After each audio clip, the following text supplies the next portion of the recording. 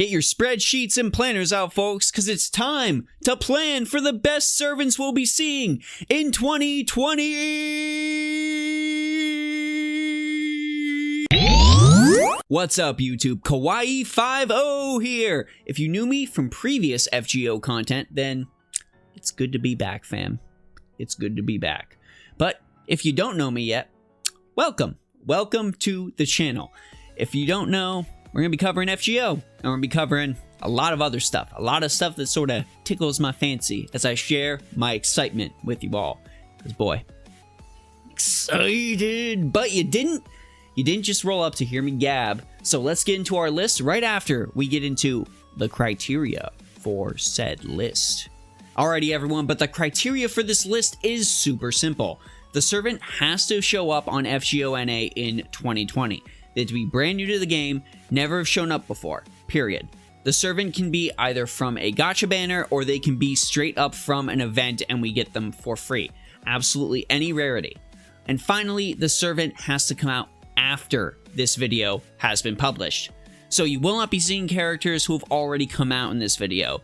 Fujino and Katsushika Hokusai for your straight up bare bones examples, because, well, they already came out, we know they're good, there's no waiting in anticipation for that. So if you already got them, congratulations, you pulled something good. But without further ado, I've rambled long enough. The list, starting with number 10. Number 10, Avis Braun. Avicii Braun? Avicii? I'm just gonna call him Braun. Bring on the Braun. I know I butchered that name. I know I did. But this 3-star caster arriving pretty soon offers some really supportive assistance on top of a bit of AoE farming firepower. Braun's got a rapid cast NP charge skill like our beloved Medea, and a Buster Arts buff like the magnificent Queen of Sheba. Though it selfishly just targets just him. His big brain skill, however, is Fig Tree of Tranquility, which gives all allies invincible for 1 to 3 turns and heals them upon Braun's death, which is fine since he has low stats as a 3-star anyways. On top of that, he's a caster, so stats don't really matter. His big NP is unfortunately Buster, but it more than makes up for it by the fact that it increases the NP gain of all allies by 10 to 30%. And as a 3-star, NP5 is going to be pretty easy to get, so you can pretty much bank on giving all of your allies 30% NP gain. And those are some big gains. Number 9 is Chiron. Yes, Horse Boy Trainer of Best Boy pops into our list right here with his 4-star rarity, not at all being indicative of the surprising power he actually wields. His simple Heracles-esque evade is only the tip of the iceberg when it comes to this archer's magnificent kit. Dedication of the Immortal EX is one of the best crit buffs in the entire game, granting a whopping 30 to 50% crit damage buff for all allies on the board. And it provides stars to boot at the measly cost of 500 HP, which is legit nothing. His Wisdom of the Divine Gift skill is a buff to all card types. That's also targetable, so you can hit the ally that really needs that boost most. His Archetype Noble Phantasm may not be the Buster memes you crave, but it correctly removes enemy buffs before it deals the damage. Something people really enjoy on someone you might have used before. Kusashiro, you know, the 5-star, that's the one. This 4-star does what that 5-star does. Our number 8 is Sieg. Yeah! Gang, I am loath to say this because I absolutely hate Sieg as a character. I hate him. I do. But I cannot deny that Sieg is pretty dang strong in Fate Grand Order. An AoE caster might seem pretty redundant in this saturated pool of AoE casters, but Sieg has enough going for him that it makes him stand apart from the rest of the crowd. Now, Sieg has the potential to get to his NP fast. Insanely fast. Sonic the Hedgehog fast. Sieg has 2 arts cards. Sieg has a passive arts buff. Sieg has an activated arts buff. Sieg has an NP gain buff, and Sieg has an NP charge skill. If you manage to be unable to use Sieg's NP in a fight, it is likely that he died immediately. He's super easy MP5 on top of that, due to being an event servant, and his AoE NP has the added boost of giving all enemies a crazy 40% defense reduction. Again, before damage is dealt. With Sieg as your opener, it's going to be really easy for the rest of your team to rip through your opponents like they are tissue paper. Our lucky number 7 spot goes to Okada Izo. Now, this guy is one of the most grailed servants on JP for a reason, and not just because he looks really, really cool.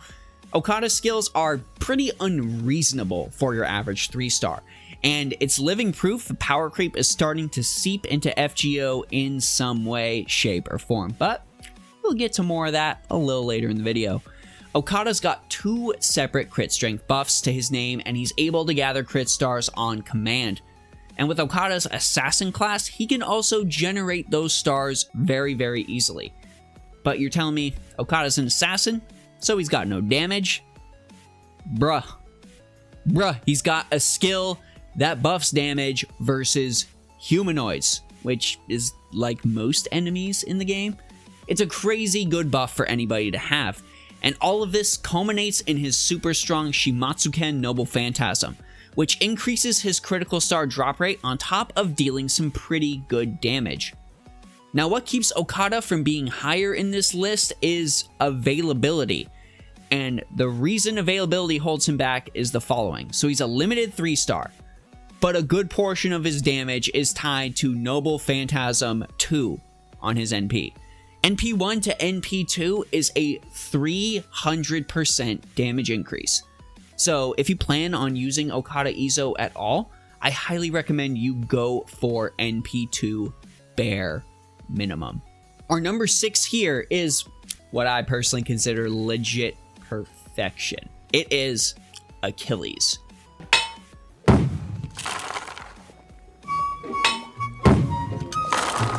How's this, Squidward? It's beautiful! Now, it hurts me to place my favorite character in the entire Fate franchise anywhere but in the top 5. But I'm trying to be objective here, people. See, I actually researched this. This list is clearly not biased. Don't you call it biased? It ain't biased. Anyway, Achilles, pure monster. Pure monster. He's got a taunt with NP gain and charge tied to it. His second skill applies invincible twice and buffs his defense. So taunting ain't even a big deal because he does not have a glass jaw. His first buff, though, is killer. 20 to 30% quick effectiveness and crit strength for 3 turns. On a 5-turn cooldown at rank 10? Yes, please. Yes, please. And he's even got a passive 11% quick effectiveness to boot. Oh, and that Noble Phantasm? Quick type. 20 to 60% quick effectiveness for 1 turn before damage is dealt. Need I say more? I'd roll for him even if I didn't love him. And man, do I love him. And now on to the top 5, the portion of this video that you actually cared about and you probably skipped ahead to. We're going to start with Valkyrie.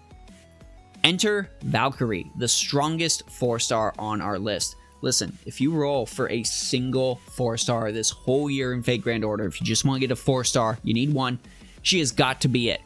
Let's go ahead and get this Y out of the way. Her third skill, NP gauge per turn, HP restore per turn, and crit stars per turn on a single skill. Jeanne d'Arc, Amakusa, they have skills entirely dedicated to gaining stars per turn. At level 8 of this skill, you are gaining just as many stars as Jeanne, plus getting NP and HP on top of it. For Jeanne d'Arc, this is literally the worst trade deal in the history of trade deals, maybe ever. But wait, there is more. Her second skill is a defensive buff. It doesn't just give evade. It also nullifies 1 debuff and applies a flat damage cut of 500 to 1500.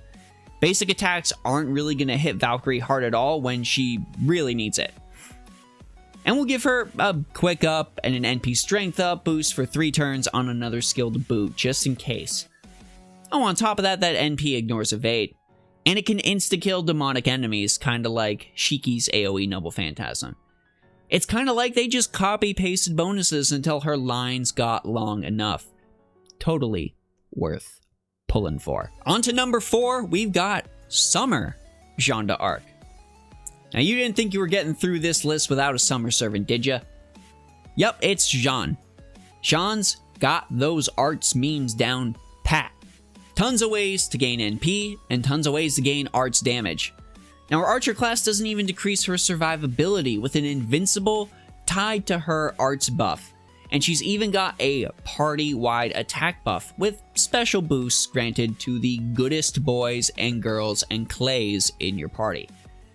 That NP you're going to be spamming is just going to be giving out stacks on stacks on stacks of stars in addition to its damage. You get 10 stars per turn for 3 turns if you've just got 1 NP. NP 1. And if you hyper whale, like she's begging you to, she literally has a whale in her Noble Phantasm, you're going to be getting 30. 30 stars per turn. Basically guaranteed crits for 3 turns. Now, if there is an archer this year you should be hyped for, if you've been continually snubbed by Gilgamesh and you need an archer to fill the void, it is going to be Summer Jeanne.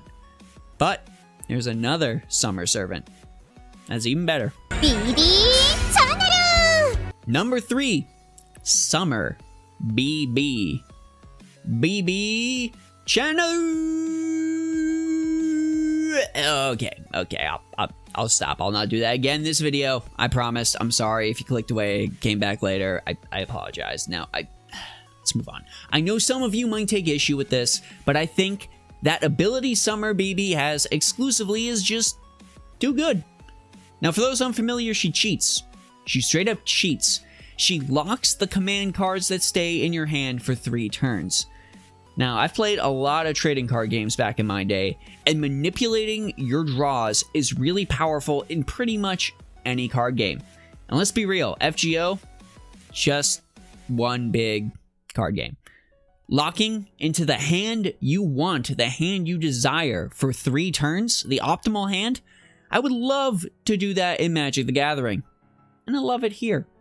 Add on to that Buster Meme damage, an NP strength boost, NP gain, HP restore, and a survivability skill. Now, that's not just a bunch of different skills. That's not just all of her other abilities. That is one skill I described to you, in addition to that locking command card skill. Her other skill, just a huge crit buff and star gem manipulator. And the chances that you have someone on your friends list, or you yourself, have a 10-10-10 Merlin with which to exploit that, very, very high. You all just have to live with Bibi being great. I don't make the rules. Just join the fold. Number 2, Scáthach-Skaði. Nani? Now, you knew she was going to make the list, and it's just so pervasive how good she is. Any FGO community is like talking about her all the time. They're super hyped for her. I just kind of don't even want to talk about her. So I'm just going to condense this for the sake of time instead of going through all of her skills like I did for everyone else. She's Quick Merlin. She's the quick support, if you don't know Merlin, if you're new. Scotty makes absolutely every quick servant you could have better by just existing on your team. You can hop anywhere on the net, anywhere on YouTube, and see how Double Scotty turns any quick type character into an absolute god, a total powerhouse. I'd say there's only one servant you should roll for this year. It's her. But she is number 2. And I don't think number 2 is number 1. Now, the true number 1, the best servant in 2020, is just absurd.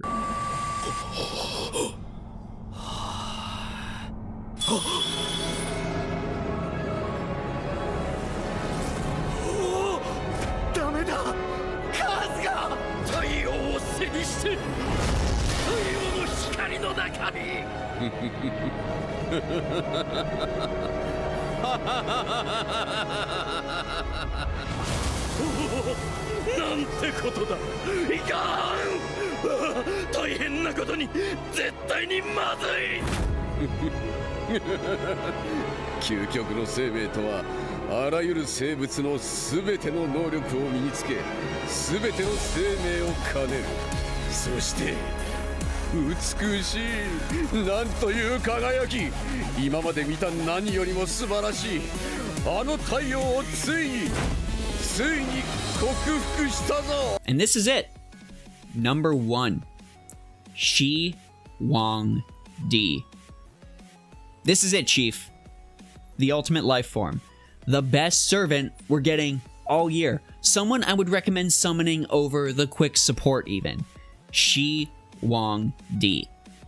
If you've wanted to see power creep incarnate, this is it. Right here. Wang Di is a ruler class servant, which might make you tempted into thinking the Emperor can take a punch, but can't exactly give one. You'd be wrong, but the Emperor can take a punch.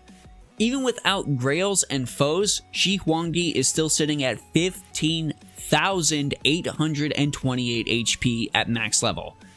Now if you Grail Shi Wang Di to 100, cap all that, you're getting a staggering 19,000 HP with no craft essence equipped. Wang Di's damage is helped by the fact that this Emperor can decrease enemy defense and increase its own attack. Each of these skills can also reduce enemy charge and have a chance to stun all of his enemies respectively. Now Shi Wang Di's third skill, Eternal Emperor, increases the Noble Phantasm gauge, cleanses him of all debuffs, and restores his HP so he can stick around a bit longer. But the Emperor is not all selfish. The Emperor provides. And the Emperor's NP makes enemies focus him, while making himself completely invincible. Now this same skill also increases Shi Wang Di's attack, crit strength, and star gather rate. With Shi Wang Di critting pretty much all the time, it's incredibly easy for him to loop this Noble Phantasm every other turn or so, maybe even 2 turns if you're just really, really unlucky. This man's very existence has prompted a slew of discussions across JP players over whether or not power creep has finally started making its way into FGO. Scotty didn't even do that because she helped everyone. Like the last discussion we had about this was Merlin, just because it was our first instance of that. We had Merlin as like a baseline, so Scotty wasn't that crazy. But Shi Wang Di is so singularly powerful that I imagine that unknowing players will be having similar discussions about this in our near future. So if you can only summon for one character the whole year, just one, please consider Shi Wang Di. I don't think you could possibly be disappointed. Anyways, that's our list for the 10 best servants coming to FGO this year. I'd like to thank you so much for just sticking with me to the end of the video. I know it's kind of absurd to just chuck out a big name video as the very first video on the channel, but you know, this is something I've actually really wanted to do, something I've seen other content creators doing, and I kind of wanted to throw my own hat in the ring on this and see what everybody thought. Now, if you're anticipating any of these characters, if you maybe have your own list you'd like to put in your own order, why don't you go ahead and let us know all about that down in our comment section below. I hope you're having a phenomenal day out there. I hope you really enjoyed this piece of FGO content, and don't you all worry, I'll see you all in another